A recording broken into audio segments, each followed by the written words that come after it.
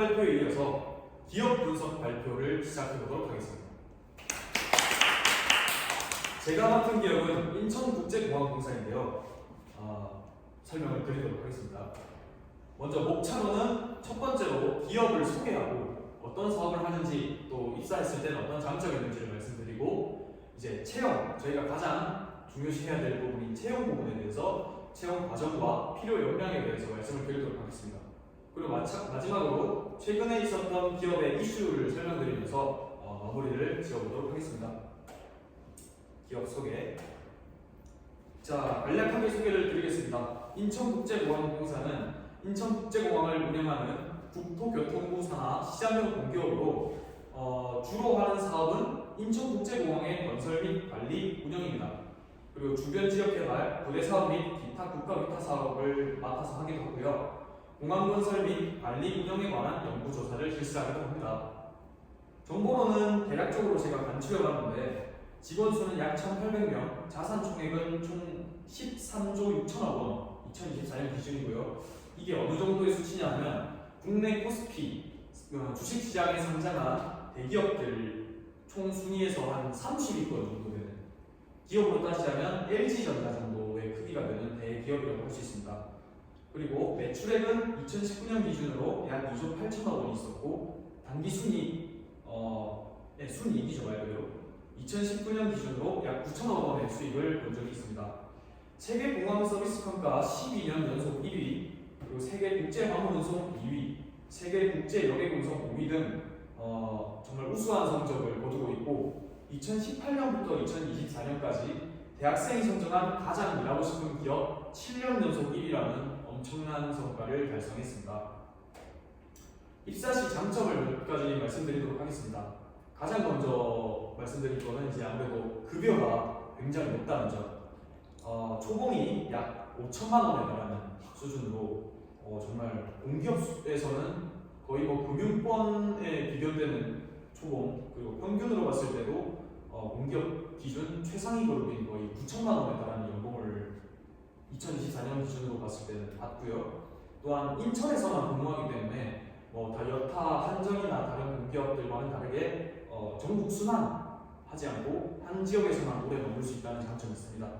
또한 독점 기업 형태로서 기업의 안정성이 굉장히 견고하기 때문에 직장이 구조조정이 갑자기 급격하게 된다거나 이런 위험성에서는 벗어날 수 있고요. 또한 워라밸이 굉장히 높은 기업으로 유명합니다. 2022년도에는 워라밸 우수 기업으로 선정되기도 했습니다. 또한 사택 제공, 체육시설, 경조사비 지원 등 정말 많은 복지 혜택들이 있고, 업무 중에 높은 빈도의 외국어 사용이 있습니다. 저 같은 경우는 이 부분을 굉장히 장점으로 생각을 하는 게, 외국어 실력을 높이는 이유 중에 하나가 이런 또 장점이 있기 때문이고요. 마지막으로 국가를 대표하는 기업으로서의 자부심 등이 있습니다.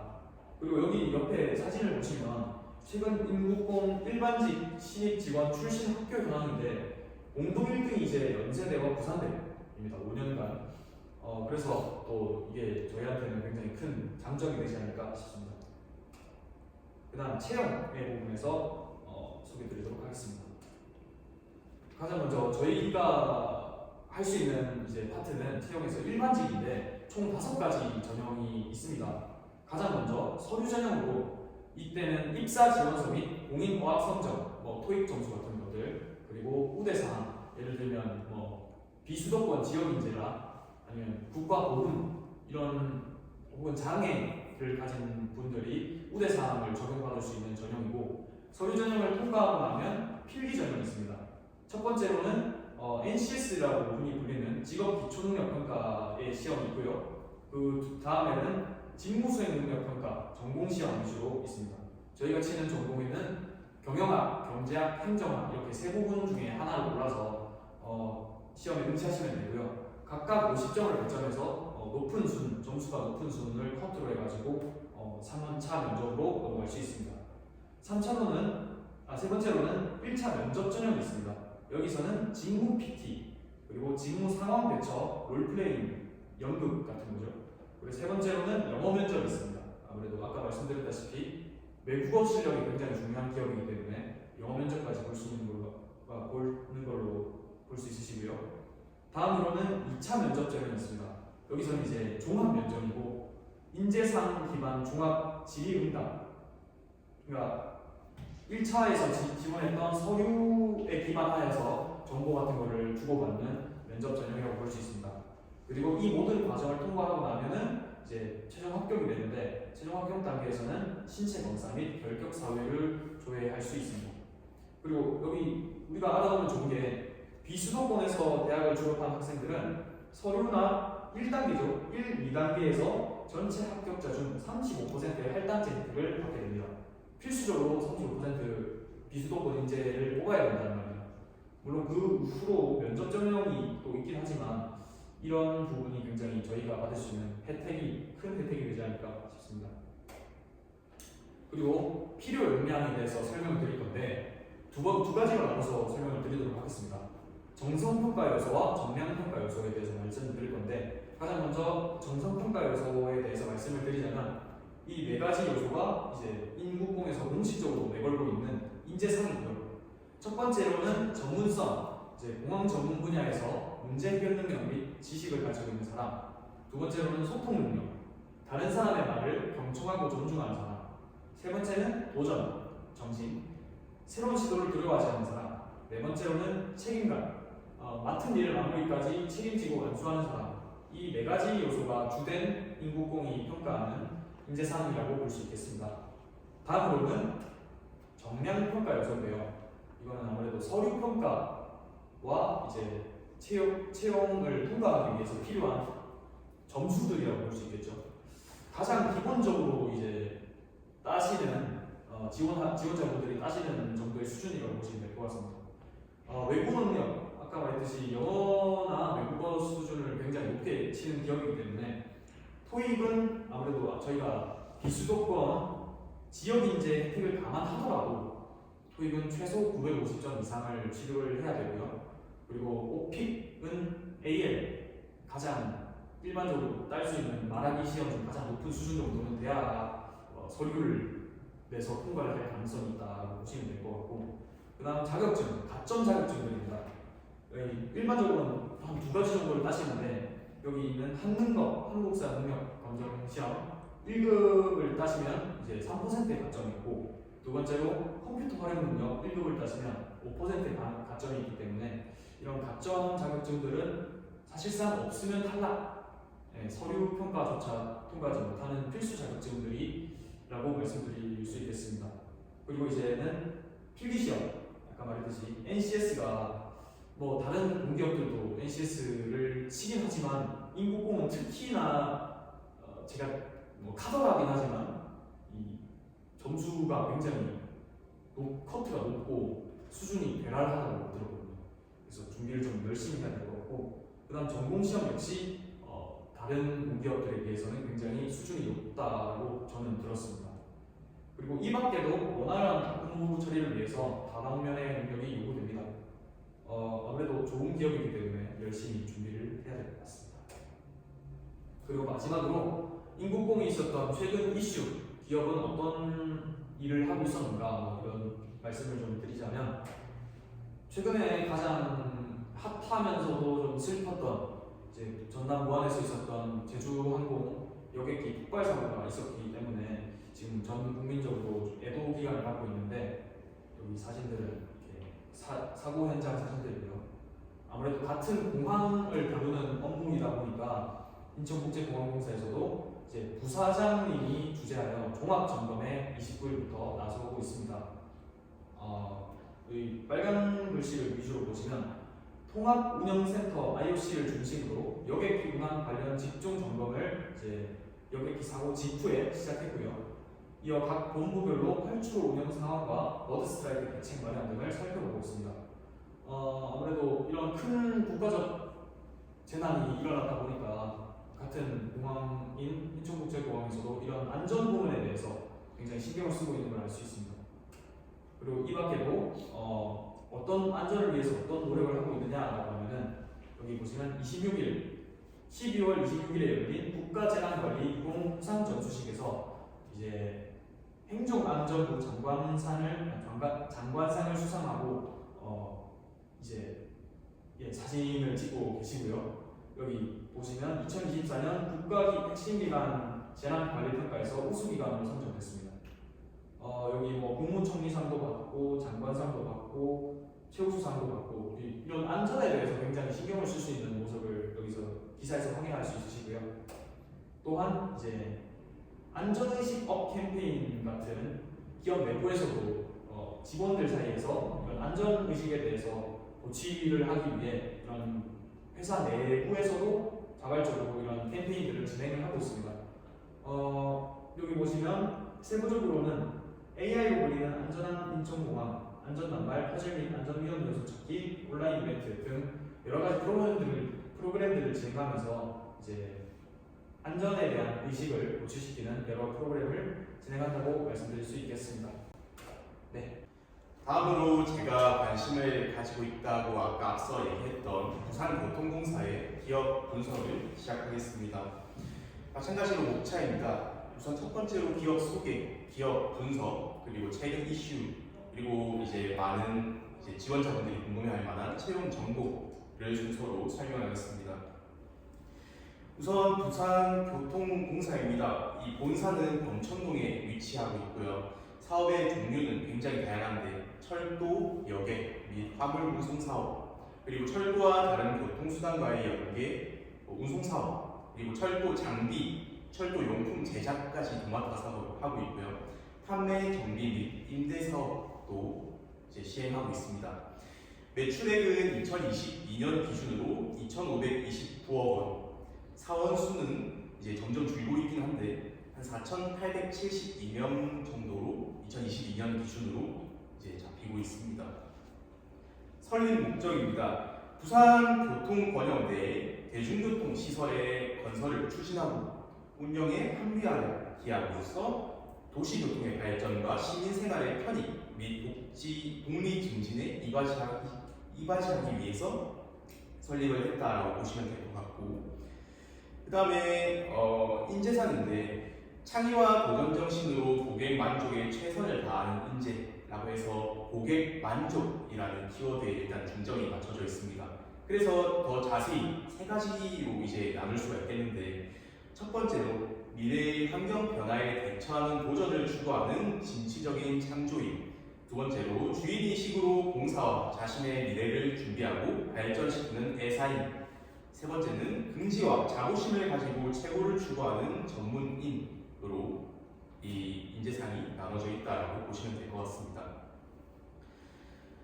그 다음으로 이 부산교통공사는 2022년 KCSI의 1위를 수상한 경험이 있고요. 한국산업 고객 만족도 조사를 KCSI라고 얘기를 하는데 이 철도 부문에서 1위를 차지했습니다. 슬로건은 더 안전, 더 행복, 사람 중심 도시 철도를 내세우고 있습니다. 그리고 최근에 경영 목표인데 2022년 2월에 신경영 전략 선포식의 내용을 기준으로 철도 사고 제로화, 운행장애 제로화, 1일 고객 100만 명, 영업수익 1,000억 원 증대, 청렴도 1등급 달성, 그리고 고객 만족도 1위 달성을 경영 목표로 내세우고 있습니다. 그 다음에 가장 관심을 가지실 만한 연봉 정보인데 일단 여기 나와 있는 거는 잡코리아에 기반을 하고 있고요. 평균 연봉은 한 7,500만 원대, 그리고 신입사원 초봉 이용이 2,400만 원이라고 되어 있긴 한데 실제로 초봉은 한 4천만 원 전후라고 얘기를 하고, 초봉 공기업 중에서 초봉을 꽤 많이 받는 편으로 알고 있습니다.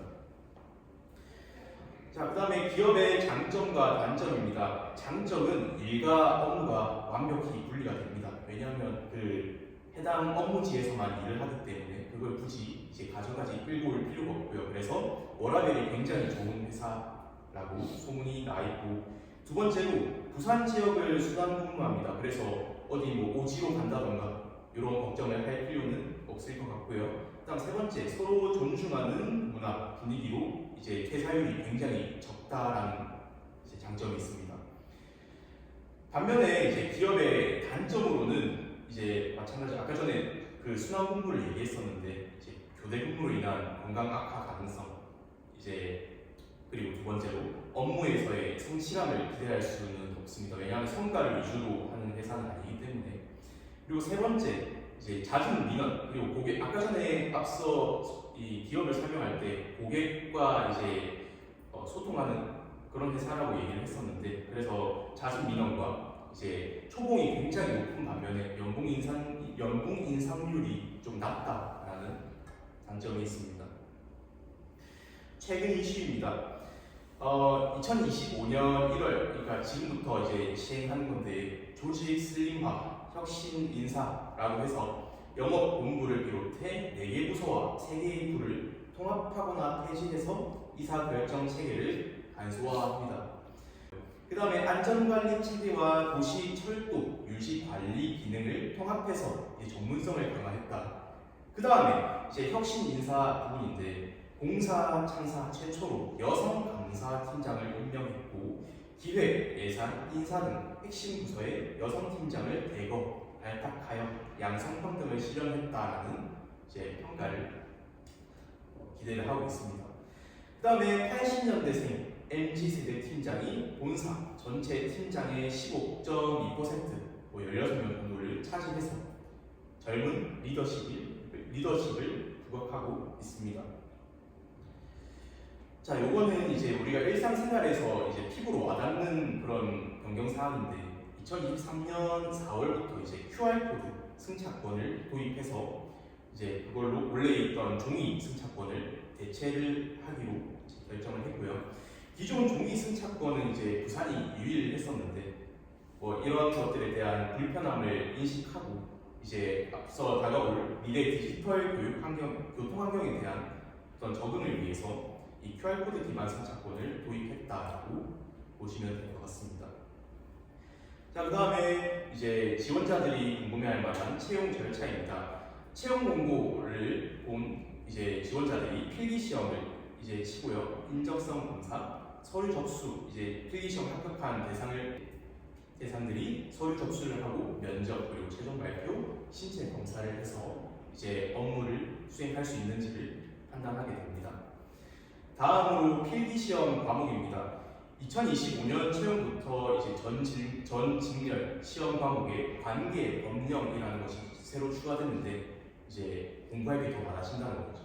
관계 법령은 지방공개업법, 도시철도법, 철도안전법 3가지 이거를 추가적으로 더 봅니다. 자, 우선은 2024년 원래 직업 기초 능력 평가 이제 모름이나 혹은 그쪽 관련해서 이제 많이 관심을 가질 것 같기 때문에 그쪽 위주로 이제 얘기를 해볼 거고요. 그래서 직업 기초 능력 평가라고 해서 NCS를 원래 기반으로 했었는데, 이제는 거기에 더불어 관계 법령이라는 과목까지 추가가 된다고 보시면 될 것 같고, 그 다음에 전공 과목 역시 다른 공기업과 마찬가지로 시험을 봅니다. 전공 과목은 법학, 행정학, 경영학, 경제학, 회계학, 전산 일반 중에 하나만 선택해서 이제 시험을 보시면 될 것 같습니다. 더 자세히 시험 관련해서 필기시험 직업 기초능력 평가가 50문항 정도 나오고, 직렬별 전공 선택 과목 이제 50문항 정도로 해서 총 100문항입니다. 직업 기초능력 평가 NCS는 의사소통, 수리, 문제 해결, 자원 관리, 정보 영역으로 각각 구성이 되어 있고요. 전공 과목은 이제 저희가 이제 많이 선택할 만한 운영에서는 법학, 행정학, 경영학, 경제학, 회계학 중 하나를 선택해서 시험을 보게 됩니다. 시험 시간은 100분, 그리고 문제가 100문제이기 때문에 이제 적절한 시간 안배가 필요하다고 볼 수 있겠고, 필기 합격 인원으로는 운전직을 제외하고 5명 이상 채용 시 1.5배, 2명에서 3명 채용 시 2배, 1명 채용 시 3배수로 합격을 하게 된다라고 볼 수 있습니다. 그리고 가산 자격증을 보기 전에 일단 부산교통공사는 부산 지역 이 주변 경남권을 연고지로 이제 자택을 두고 있는 사람들만 지원을 할 수 있기 때문에 그 점을 꼭 아셔야 될 것 같고요. 그 다음에 가산 자격증입니다. 전 직렬에 뭐 변호사, 변리사, 공인회계사, 공인노무사, 세무사, 법무사 이거 있으면 사실 부산교통공사를 올 이유가 없긴 한데, 근데 뭐 이제 일반적으로 많이 취득할 수 있는 데이터 분석 자격증 혹은 컴퓨터 활용 능력 이런 것들은 확실히 있으면 가상 이제 비율이 적용되기 때문에 도움이 된다고 볼 수 있겠고요.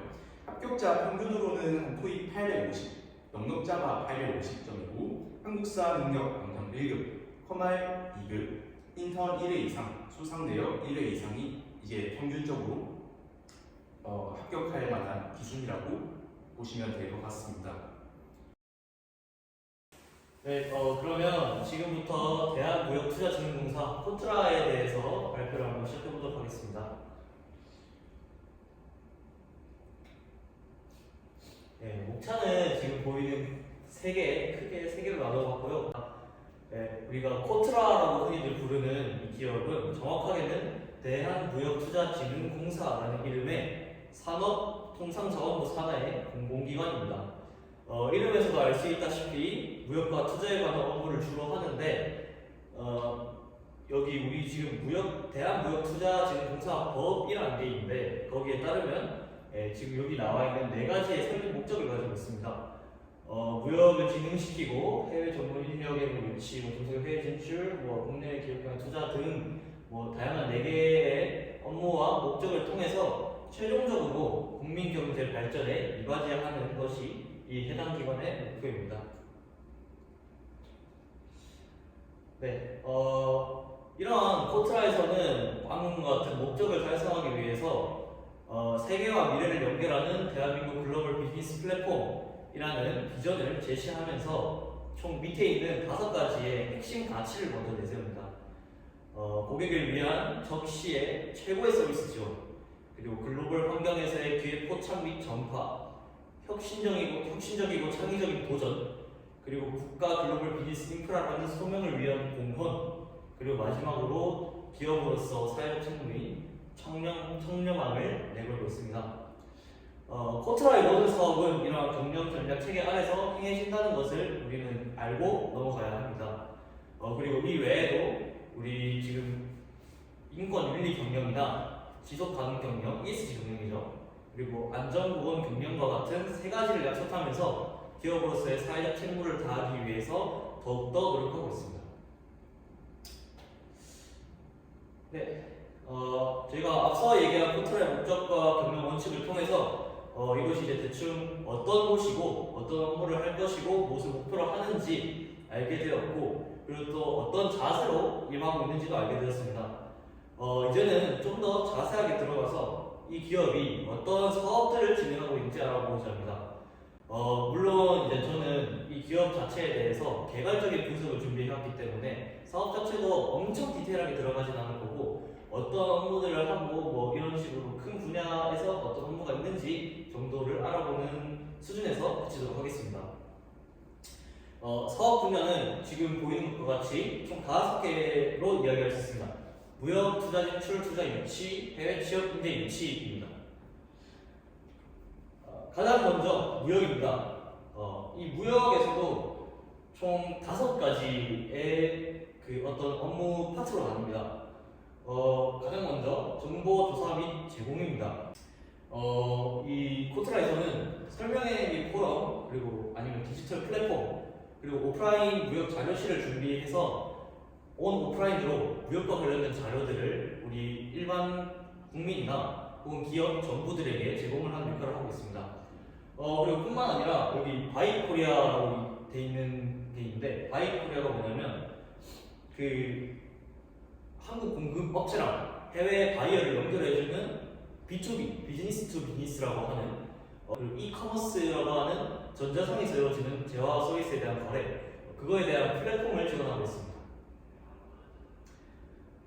그리고 이 상담 및 컨설팅을 통해서 이 정보 조사 및 제공을 통해 뭔가 충족시킬 수 있는 것들 중 부족한 부분에 대해서 이것들을 좀 더 보완해주는 역할을 하고 있습니다. 다음은 파트너를 연결시켜주고 지원해주는 건데, 우리가 이름에서부터 명확히 알 수 있듯이 기업이나 정부의 다양한 목적을 위한 바이어 등의 파트너를 연결시켜주는 역할을 합니다. 초보 기업들을 대상으로 무역 파트너를 발견해주기도 하거나, 혹은 중견 중소기업들이 해외 진출을 함에 있어서 어떤 그 지사를 설립하는데 도움을 줄 수 있는 파트너를 연결시켜 주기도 하고, 그리고 직접 해외 무역관을 파견하여서 현지에 대한 시장 조사 그리고 바이어를 발굴하는 등의 역할을 하고 있습니다. 그리고 다음 프로젝트 지원으로 넘어가는 것은 파트너 연결 지원에서 좀 더 확장된 개념이라고 볼 수 있는데, 단순히 개인 파트너나 바이어만이 아니라 정부 간 거래, 지금 밑에 있는 G2G 진출이라고 하는 것인데, 정부 간 거래나 혹은 글로벌 기업 파트너에 대한 지원 역시 이 코트라에서 진행하고 있습니다. 즉 다시 말해서 다양한 국가 사업에 연결시켜주거나 방산물자를 교육하는 등 이런 다양한 분야의 글로벌 사업에 대해서 연결을 해주는 역할을 하고 있습니다. 마지막으로 글로벌 역량 강화 및 해외 진출 지원입니다. 일단 먼저 기업의 수출 역량을 진단을 해주고 그에 대해서 교육을 지원해준다던가 혹은 연구 개발을 지원해줍니다. 그리고 또한 해외 진출을 위해서 공급망을 확보해주고 수출 상품에 대한 바우처, 우리 바우처라고 하면은 그 어떤 기업에서 만들어낸 상품에 대해서 어떤 상품권 같은 거죠. 이것만 가지고 교환할 수 있는, 예를 들면 부산에서 하는 그 전통시장에서 쓸 수 있는 그런 온누리 상품권 같은 그런 것들을 지원해주고 있습니다. 네, 다음은 투자 진출입니다.